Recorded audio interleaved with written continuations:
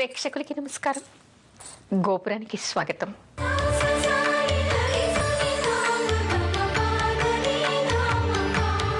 తులసి పూజ ఏ విధంగా చేయాలి?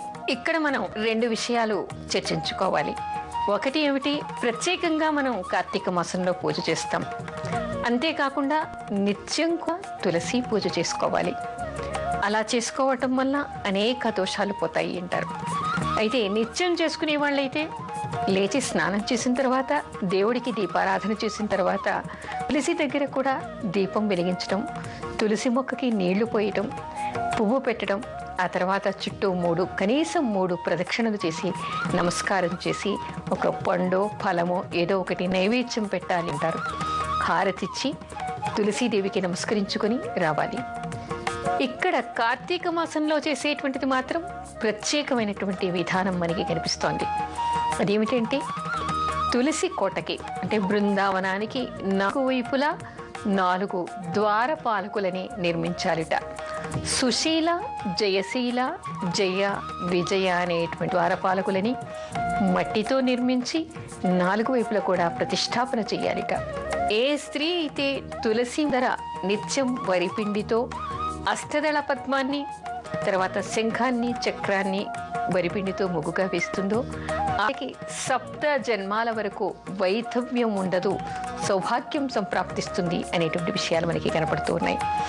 ఆ విధంగా ముగ్గును పెట్టి ఆ ముగ్గు మీద ఇక్కడ నిత్యం కూడా ఏమిటి అంటే, ప్రొద్దున్నే దీపారాధన చేసిన తర్వాత తులసి ధాత్రి సహిత కార్తీక దామోదరాయ నమః అనేటువంటి సంకల్పం నమస్కరిస్తూ తర్వాత షోడశోపచార పూజ చేయాలి. మామూలుగా మనం దేవుళ్ళందరికీ కూడా ఏ విధంగా షోడశోపచార పూజ చేస్తామో ఆ విధంగా ఇక్కడ ఆవాహన చేయటం, అర్ఘ్యం పాద్యం ఇవ్వటం, అభిషేకం మనం సంకల్పించుకోవటం, ఆ తర్వాత దీపారాధన, హారతి, ధూపం వేయటం, మహానైవేద్యం పెట్టడం, మంత్రపుష్పం చెప్పటం, ఈ విధంగా ఇక్కడ పూజ చేయటం అనేటువంటిది ప్రత్యేకంగా మనకి కనిపిస్తోంది. ముఖ్యంగా కార్తీక మాసంలో తులసి ధాత్రి కార్తీక దామోదరుణ్ణి అర్చిస్తారో వాళ్ళకి ఉన్నటువంటి 7 జన్మాల పాపాలు కూడా నశించబడతాయి. ధాత్రి నారాయణుని వల్ల, కార్తీక దామోదరుడి వల్ల వీళ్ళకి ఉన్నటువంటి పుణ్యం పెరుగుతుంది అనేటువంటి విషయాలు మనకి కనిపిస్తూ ఉన్నాయి. అందుకని నిత్యంగా ఇంట్లో తులసికి దీపారాధన చేయటం, ప్రత్యేకంగా కార్తీక మాసం మొత్తం కూడా ప్రత్యేకమైనటువంటి పూజలు చేయాలని చెప్పేసి మనకి ఆధ్యాత్మిక గ్రంథాలతో ఉన్నాయి. తులసి అంటే మనం మహాలక్ష్మిగా మనం తలుస్తూ ఉన్నాం. ఇక్కడేమిటి, మనకి 3 రకాల తులసి దళాలు, తులసి చెట్లు ఉన్నాయి. కృష్ణ తులసి, రామ తులసి, ఆ తర్వాత మనకి లక్ష్మీ తులసి అనేటువంటి 3 రకాల చెట్లు కనిపిస్తాయి. అన్నీ కూడా విశేషమైనటువంటివి. ఇక్కడ ఈ పేరు రావడానికి ముఖ్యంగా ఏమిటంటే, తులసి మహిమ అత్యంత విశిష్టమైనటువంటిది. ఎప్పుడైతే బృంద తన ఆత్మాహుతి చేసుకుందో అక్కడ ఆ చితిలో దేవతలంతా వచ్చి కొన్ని బీజాల్ని చల్లారట. వాటి నుంచి వచ్చినవే ఈ ధాత్రి తులసి అని చెప్తారనమాట. అందుకని లక్ష్మీ స్వరూపంగా మనం తులసిని కొలుస్తూ ఉంటాం. ఏ ఇంటి ముందర లక్ష్మి ఉంటే ఆ ఇంటికి దరిద్రం రాదు కదా. ఆధ్యాత్మికంగా ఆ విధంగా చెప్తే, మనం మామూలుగా వైద్యరీత్యా చెప్పుకోవాలంటే ఆయుర్వేదం ప్రకారం అనేక ఔషధీ గుణాలు ఉన్నటువంటిది తులసి. దాని గాలి సోకడమే ఎంతో విశేషమైందిగా చెప్తారు. అందుకని తులసికి నిత్యం పూజ చేయాలని, తులసిని గుమ్మం ముందర కోవాలని, గుమ్మం ముందర రోజు కూడా తులసికి నీళ్లు పోసి దాన్ని పెంచి దానికి దీపారాధన చేయటం, కార్తీక మాసం మాత్రం ప్రత్యేకమే ఈ తులసిని అర్చించడం అనేటువంటిది మనకి ధార్మిక గ్రంథాల్లో కనిపిస్తోంది.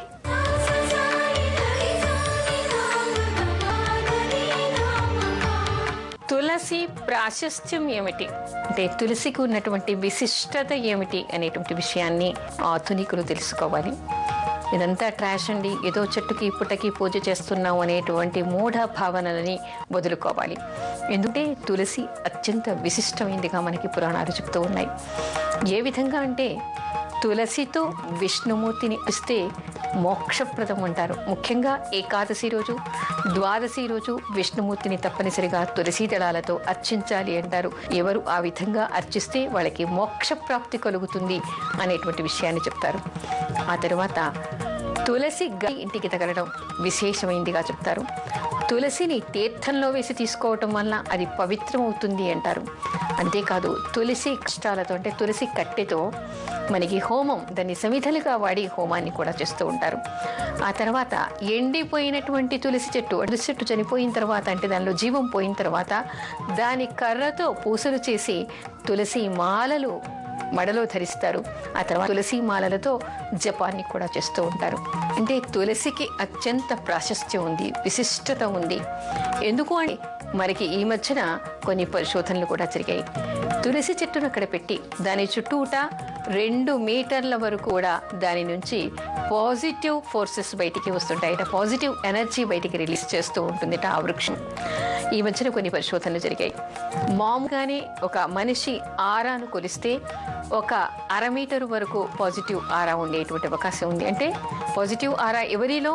సత్ప్రవర్తన కలిగినటువంటి వాళ్ళల్లో, తర్వాత మంచి ఆరోగ్యవంతులైనటువంటి వాళ్ళల్లో ఈ ఆరా వాళ్ళ చుట్టూ కూడా ఒక 1/2 మీటర్ వరకు ఉంటుంది. ఆ తర్వాత ఒక వ్యక్తిని తీసుకొచ్చి కేవలం ఎలాంటి మంత్రాలు పూజలు ఏమీ లేకుండానే ఆ తులసి చుట్టూ కేవలం 3 సార్లు తిరగటం వలన ఆ మనిషికి ఉన్నటువంటి పాజిటివ్ ఆరా 2 మీటర్ల వరకు కూడా వ్యాపించిందిట. అంటే ఇక్కడ మనకి ఏమర్థం అవుతోంది? పూర్వకాలంలో మనకి తులసి ప్రదక్షిణాలు ఎందుకు చేయమని చెప్తున్నారు? తులసికి పూజ చేయమని ఎందుకు చెప్తున్నారు? తులసిని గుమ్మం ముందర పెట్టుకోవాలని ఎందుకు చెప్తున్నారు? తులసి దళాలతో విష్ణు అర్చన చేయాలని ఎందుకు చెప్తున్నారు? అంటే దీనిలో ఉన్నటువంటి పాజిటివ్ ఎనర్జీ అంత గొప్పది. దాన్ని తాకడం వల్ల కేవలం పూజ కూడా కాదు, దాని చుట్టూ తిరగటం వల్లనే అంత పాజిటివ్ ఆరా పెరుగుతోంది.